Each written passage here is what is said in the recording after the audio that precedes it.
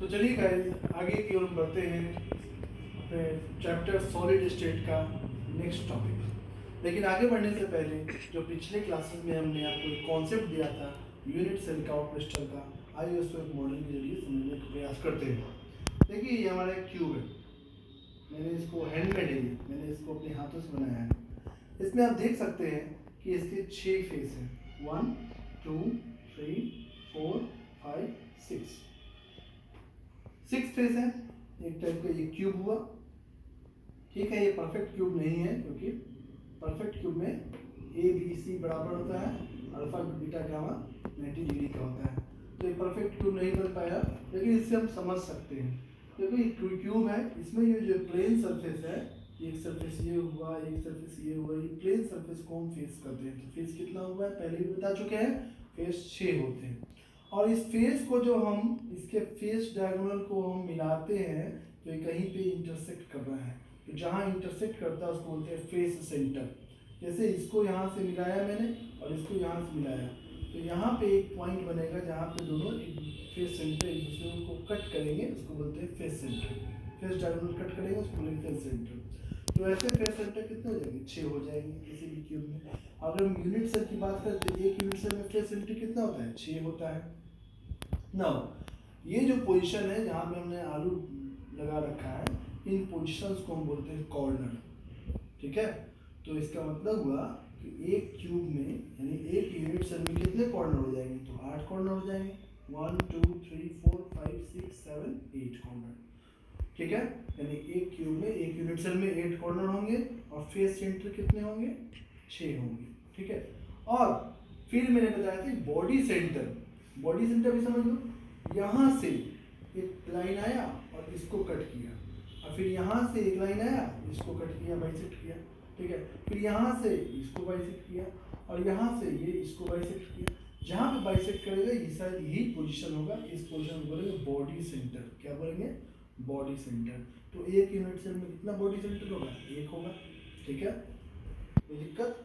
तो हमने समझा कॉर्नर पोजीशन को, फेस को पोजीशन फेस समझा, फेस सेंटर को समझा, बॉडी सेंटर को समझा। अब इसे से हम आगे बढ़ेंगे। नाउ अरेंजमेंट्स के आधार पे, पार्टिकल्स के अरेंजमेंट के आधार पे फेस सेंटर यूनिट सेल जो होते हैं वो टोटल कितने तरह के होते हैं? 5 तरह के होते हैं। पहला सिंपल क्यूबिक यूनिट सेल या इसी को प्रिमिटिव टाइप यूनिट सेल कहते हैं।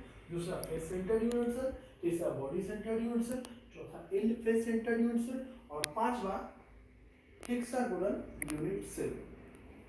देखिए आमतौर पे जितने भी टेक्स्ट बुक है, जितने भी रेफरेंस बुक है, उन सबों में 4 ही तरह के यूनिट सेल दिए जाते हैं।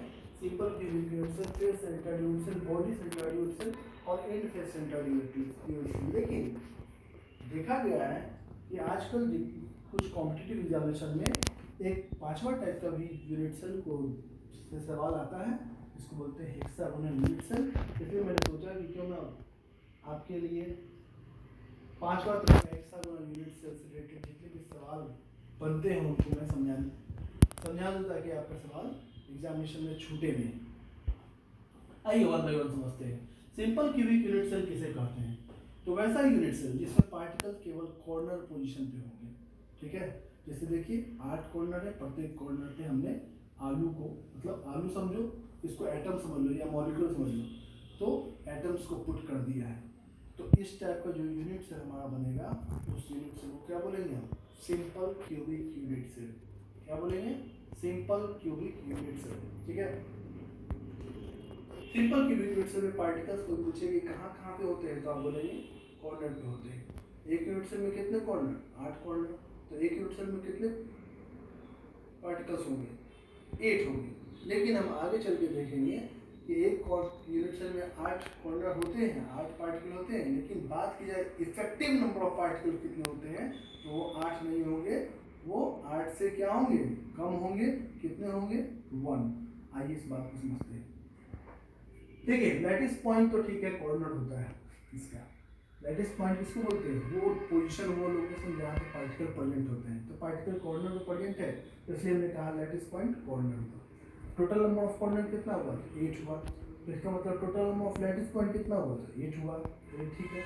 नाउ अब हम जानते हैं कि प्रत्येक कॉर्नर में पार्टिकल है, तो उसका क्या कंट्रीब्यूशन है, कितना है, ठीक है। तो देखिए ये जो कॉर्नर पे पार्टिकल है, एज्यूम करो कि ये हमको समझना तो क्रिस्टल को है, हमको किसको समझना है, क्रिस्टल को समझना है। तो क्रिस्टल तो यूनिट सेल के रिपीटेशन से बनता है। तो सपोज कीजिए थोड़ा सा ये नाजुक टाइप का क्रिस्टल है, बार बार ये खुल जाता है। एक मिनट,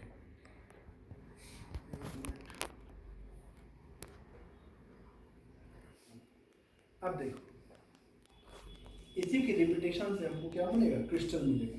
तो मान लो ये हमारा एक यूनिट सेल हुआ, ऐसा ही एक यूनिट सेल यहाँ भी हो, मतलब यहाँ आलू लगा दूँ, यहाँ आलू लगा दूँ, फिर इसको उससे कनेक्ट कर दूँ, तो एक ऐसा ही क्यूब यहाँ बन जाएगा, फिर ऐसा ही क्यूब यहाँ बन जाएगा, फिर एक ऐसा ही क्यूब यहाँ बन जाएगा। तो इस पोजीशन का जो आलू है ये चारों के लिए कॉमन हो गया कि नहीं हो गया, आप कहेंगे बिल्कुल हो गया, ठीक है। तो एक लेयर की जब हम बात करते हैं तो एक लेयर में ये जो कॉर्नर है ये चारों के लिए कॉमन हो गया, इसके लिए भी कॉमन हो गया, इसके लिए भी कॉमन हो गया, इसके लिए भी कॉमन हो गया, इसके लिए भी कॉमन हो गया। अगर मैं यहाँ छेद करूँ, अगर मैं देखना चाहूँ तो क्या ये आलू इस क्यूब में पूरा दिखाई दे रहा है, लेकिन सर नहीं दिखाई, पूरा नहीं दिखाई दे रहा है, कुछ पार्ट दिखाई दे रहा है, कुछ पार्ट इसमें दिखाई दे रहा है, कुछ पार्ट इसमें दिखाई दे रहा है और कुछ पार्ट इसमें दिखाई दे रहा है। वेरी गुड, यानी 1/4। अब अगर इस 3 डायमेंशन में लेयर पे लेयर होंगे तो अगर ऐसा ही एक लेयर ऊपर से आ जाए, ठीक है, तो ये जो टॉप है, ये कॉर्नर इस लेयर के लिए जो टॉप है ये ऊपर वाले लेयर के लिए क्या हो जाएगा, बॉटम हो जाएगा, और यहाँ पे एक आलू लेयर उसका टॉप हो जाएगा। तो ये जो कॉर्नर होगा अब ऊपर वाले लेयर का बॉटम हो जाएगा। और वैसा ही यदि 4 लेयर है, 4 रूम ऊपर में है, तो ये चारों पार्ट जो है ऊपर वाले रूम में भी दिखाई देगा। यानी यहाँ हम छेद कर देके एक बॉल लगा दें तो इस रूम में कितना दिखाई देगा, 1/8, इसमें कितना दिखाई देगा 1/8, इसमें कितना दिखाई देगा 1/8, इसमें कितना दिखाई 1/8, और फिर वैसे ही ऊपर वाले में भी 1/8। करने का मतलब ये हो गया कि कॉर्नर पोजीशन में जो पार्टिकल्स होते हैं वो प्रत्येक कॉर्नर 1/8 ही शेयर करते हैं, कंप्लीटली पूरा होल्डली शेयर नहीं करते हैं। तो हम कह सकते हैं, क्या कह सकते हैं, कह सकते हैं कि कॉर्नर पोजीशन पे कॉर्नर पोजीशन पे इस पार्टिकल जो होते हैं वो 1/8 होते हैं। और ऐसा ऐसा कितना कॉर्नर है, 8 कॉर्नर है। तो total number of particles in the unit cell कितना हो जाएगा, 8 × 1/8 बराबर 1 हो जाएगा। और इसी को हम rank of the unit cell भी कहते हैं। नया आजकल नए प्रचलन में वर्ड आ गया रैंक। पहले हम लोग कहते थे effective number of particles in the unit cell या total number of particles in the unit cell. अब आ गया rank of the unit cell, जिसको जेड से डिनोट करते हैं, क्या होगा 1। Total number of particles unit cell, effective number of particles unit cell, rank of the particle in the unit cell, ये सब एक ही हुआ तो 1 हो जाता है। ठीक है, उम्मीद करते हैं कि सिंपल क्यूबिक यूनिट सेल को आप ढंग से अच्छे ढंग से समझे होंगे। ठीक है, नाउ नेक्स्ट अब हम समझते हैं फेस सेंटर्ड यूनिट सेल।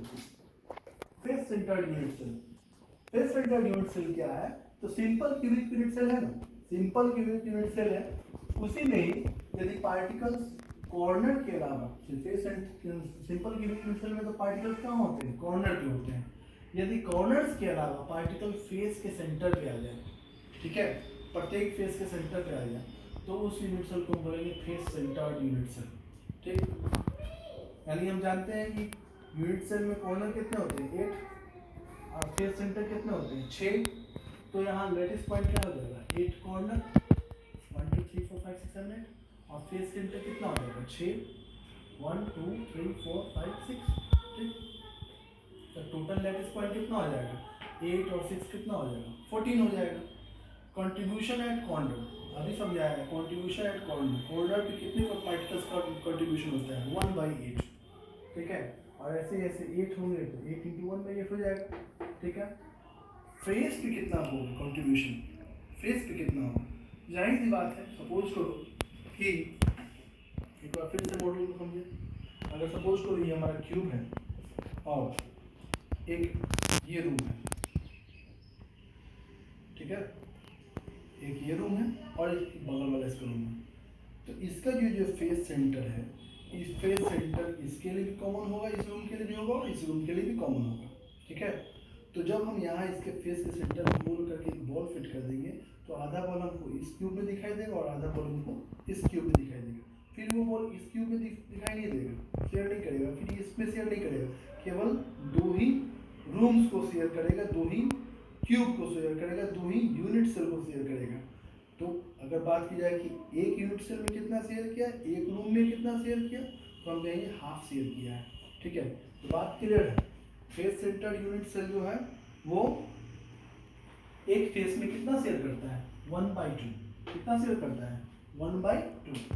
तो इस तरह से टोटल नंबर ऑफ पार्टिकल्स या इफेक्टिव नंबर ऑफ पार्टिकल्स या rank of the unit cell अगर हम निकालने जाएंगे फेस सेंटर्ड यूनिट सेल के लिए, तो कॉर्नर के लिए तो होता है 8 × 1/8 हो जाएगा, और फेस चूंकि 6 होता है प्रत्येक फेस पे 1/2, तो 6 × 1/2, 8 × 1/8 करेंगे तो 1 आ जाएगा, 6 × 1/2 करेंगे तो 3 आ जाएगा, 1 + 3 = 4। इसका मतलब क्या हुआ कि रैंक ऑफ यूनिट सेल कितना हो गया, 4 हो गया। याद रखिएगा, इस सबको का इंपॉर्टेंस है। आपको जब प्रॉब्लम बनाने जाएंगे तो वहाँ पे सीधे कर देगा एक फेस सेंटर्ड यूनिट सेल, तो आपको समझ लेना होगा कि अच्छा rank of the unit cell 4 दे रहा है, लिखा नहीं रहेगा कि रैंक ऑफ यूनिट सेल इसका 4 है, सीधा कर देगा a body centred unit cell या बॉडी सेंटर्ड क्रिस्टल। तो आपको समझ लेना है कि वहाँ पे रैंक उसका क्या होगा, इफेक्टिव नंबर ऑफ पार्टिकल्स क्या होंगे। आइए, बॉडी सेंटर्ड यूनिट सेल क्यों है, बॉडी सेंटर्ड यूनिट सेल किसको बोलते हैं, तो वैसा यूनिट सेल जिसमें पार्टिकल्स कॉर्नर पोजीशन पे तो हो ही, साथ ही साथ एक बॉडी के सेंटर पे हो, तो उसको बोलते हैं बॉडी सेंटर्ड यूनिट सेल। क्योंकि हम जानते हैं कि कॉर्नर हमारा 8 है, तो लैटिस पॉइंट जब बात करेंगे तो 8 कॉर्नर हो जाएगा, और बॉडी सेंटर 1 हुआ तो एक बॉडी सेंटर पे हो गया, तो total number of lattice point कितना हो गया, 8 + 1 = 9। तो हमारा total number of lattice point body centred unit cell में 9 हो जाएंगे। नाउ बात करते हैं कंट्रीब्यूशन ऑफ एट कॉर्नर। तो contribution of corner at corner की बात करेंगे तो क्यूब में कॉर्नर कितना शेयर करता है, 1/8, ये 1/8 हो जाएगा। और contribution at body centre, body के सेंटर पे क्या कंट्रीब्यूशन हो गया, क्या कोई शेयरिंग होगी क्या, तो इसको आइए समझते हैं, शेयरिंग होगी या नहीं होगी, आइए समझते हैं। एक मिनट, क्यूब जो है नाजुक क्यूब उलट जाता है, आइए समझते हैं। देखिए, ये हमारा यूनिट सेल हमने बनाया है हैंडमेड। अब देखिए इसमें बॉडी का सेंटर क्या होगा, तो बॉडी का सेंटर मैंने बताया था, यहाँ से बॉडी डायगोनल को यहाँ से यहाँ मिलाएंगे, फिर इस बॉडी डायगोनल को यहाँ से यहाँ मिलाएंगे, फिर ऊपर वाले को नीचे मिलाएंगे, फिर यहाँ से इसको मिलाएंगे, तो एक पॉइंट बीच में बनेगा जहाँ पे चारों का चारों बॉडी डायगोनल में 1 2 3 सारा का सारा बॉडी डायगोनल जो है वो इंटरसेक्ट करेगा, उसको बोलेंगे बॉडी सेंटर। तो बॉडी सेंटर पर रख देंगे, तो ये जो बॉडी सेंटर पर रखेंगे ये केवल इसी क्यूब में रहेगा, इसी यूनिट सेल में रहेगा, या बाकी में भी रहेगा, तो नहीं, केवल इसी यूनिट सेल में रहेगा। यानी क्या, इसका मतलब यही हुआ कि बॉडी सेंटर का जो पार्टिकल होता है वो दूसरे यूनिट सेल से शेयर नहीं करता है, शेयरिंग उसकी नहीं होती है। जैसे कि कॉर्नर में 1/8 होता था, फेस सेंटर में 1/2 होता था, लेकिन बॉडी सेंटर में थोड़ा भी शेयरिंग नहीं होगा, यानी होल एंड सोल जो रहेगा सो हो जाएगा, यानी बॉडी सेंटर पे 1 था तो 1 ही रह जाएगा। तो total number of particles in body centre unit cell या rank of the unit cell जब निकालेंगे तो 8 × 1/8 + 1, यानी 1 + 1 = 2। इसका मतलब ये होगा कि इफेक्टिव नंबर ऑफ एटम्स या particles in body centred unit cell या rank of body centred unit cell क्या होगा, 2 होगा। इसको याद रखिए। Now next, end face centred unit cell. End face centred unit cell जो है वो फेस सेंटर्ड यूनिट सेल का ही स्पेशल टाइप है। End face centred unit cell जो है वो फेस सेंटर्ड यूनिट सेल का ही स्पेशल टाइप है। क्या है इसमें स्पेशल टाइप करने का मतलब क्या हुआ, तो हमने सीखा है कि फेस सेंटर्ड यूनिट सेल में क्या होता है, फेस के सेंटर में होता है। लेकिन यहाँ पे क्या है, स्पेशल बात क्या है कि 6 फेस पे नहीं रहेगा, केवल 2 अल्टरनेट फेस पे रहेगा, 2 अपोजिट फेस पे रहेगा। अपोजिट फेस कनेक्ट फेस के सेंटर पे रहेगा, जैसे कॉर्नर पे तो रहेगा ही, ठीक है, और या तो ऊपर के फेस सेंटर पे है तो नीचे भी फेस सेंटर पे रहेगा, सामने के फेस सेंटर पे है तो पीछे के भी रहेगा, दाहिने के हैं फेस सेंटर तो बाएं के फेस सेंटर पे रहेगा। तो मतलब 2 अपोजिट फेस के सेंटर पे होता है इन फेस पे नहीं होता है, केवल 2 फेस पे होता है, और वो दोनों फेस जो होगा एक दूसरे का अपोजिट होगा। बात समझ में आ रही होगी। तो 8 तो इस तरह से कितना हो गया, लैटिस पॉइंट हमारा कितना हो गया, 8 कॉर्नर हो गया और 2 फेस सेंटर हो गया। तो टोटल लैटिस पॉइंट कितना हो गया, 8 फेस सेंटर्ड में 10 हो गया, 8 + 2। ना कंट्रीब्यूशन एट कॉर्नर की बात हम करेंगे, कॉर्नर पे हम कंट्रीब्यूशन निकालने जाएंगे तो क्या हमको मिलेगा 1/8, और यदि फेस का कंट्रीब्यूशन निकालेंगे तो पहले भी समझा चुके हैं कि एक फेस 2 यूनिट सेल को शेयर करता है, तो इस हिसाब से 1/2 हो जाएगा, एक यूनिट सेल के लिए 1/2 होगा। टोटल नंबर ऑफ पार्टिकल्स निकालेंगे in face centred unit cell में या rank of the unit cell in face centred unit cell, तो हो जाएगा 2 हो जाएगा। हमको लगता है कि इतना तक समझने में आप लोगों को कोई परेशानी नहीं हो रही होगी। आइए अब आगे समझते हैं hexagonal unit cell. Hexagonal unit cell को समझते हैं। हेक्सागोनल यूनिट सेल को समझने के लिए आइए पहले इस डायग्राम को समझा देता हूँ। देखिए इसमें जो हेक्सागन का अरेंजमेंट बनता है, आप देख सकते हैं कि ये हेक्सागन है, 6 फेस पॉलीगन को क्या बोलते हैं, हेक्सागन बोलते हैं। 6 फेस पॉलीगन है, और फिर नीचे भी एक ऐसा ही है। तो ये जो हमारा यूनिट सेल है हेक्सागोनल यूनिट सेल है। इसमें हमको क्या याद रखना है, इसमें हमको याद रखना है कि जो कि हेक्सागन में, हेक्सागोनल यूनिट सेल में जैसे क्यूब में 8 कॉर्नर्स होते हैं, तो हेक्सागोनल यूनिट सेल यदि है तो उसमें कितना कॉर्नर होगा, तो 6 ऊपर होगा और 6 नीचे होगा, टोटल 12 होगा। कितने कॉर्नर होंगे, 12 कॉर्नर होंगे। कंफ्यूज नहीं करना है कि 8 कॉर्नर से कंफ्यूज नहीं करना है, 8 कॉर्नर क्यूब के लिए होगा, लेकिन हेक्सागन की जो बात आएगी तो एक हेक्सागन में कितने टोटल कितने कॉर्नर होंगे, 12 कॉर्नर होंगे। ठीक है, उसके बाद 2 फेस का सेंटर पे होगा। ठीक है, हेक्सागोनल यूनिट सेल्स में पार्टिकल्स कहाँ कहाँ पे होंगे, तो 12 फेस के कॉर्नर पे होंगे, सॉरी 12 कॉर्नर पोजीशन पे होंगे, हेक्सागन के कॉर्नर पोजीशन पे होंगे, और एक एक पार्टिकल फेस के अल्टरनेट फेस पे होंगे, अल्टरनेट फेस के सेंटर पे होंगे, एक ऊपर एक नीचे, और 3 जो पार्टिकल्स होंगे, 3 एटम्स या मॉलिक्यूल्स जो होंगे वो बॉडी के सेंटर में होंगे। ये बॉडी के सेंटर में दिखाया गया है। अब आइए समझते हैं कि इसमें क्या कंट्रीब्यूशन है। क्यूब में तो देखा है हमने कि क्यूब में यदि कॉर्नर पोजीशन पे है तो 1/8 कंट्रीब्यूशन होता है। हेक्सागन में क्या होगा, तो हेक्सागन में कंट्रीब्यूशन जो होता है प्रत्येक कॉर्नर पे 1/6 होता है। प्रत्येक कॉर्नर पे क्या होता है, 1/6। आइए इसको समझते हैं। देखिए हेक्सागन का जो ये एंगल है कितना होता है, 120 डिग्री का होता है। कितना का होता है, 120 डिग्री का होता है। ठीक है, 120 डिग्री का होता है। तो 120 डिग्री का हुआ, यानी 120 को 3 से मल्टीप्लाई करेंगे कितना होगा, 360 होगा। एक कंप्लीट सर्कल बनने में कितना, एक कंप्लीट सर्कल का एरिया कितना होता है, 360 डिग्री, और इसमें कितना है 1/3, मतलब 120, यानी 1/3 हो गया। तो एक सर्कल का कितना हो गया, 1/3 हो गया।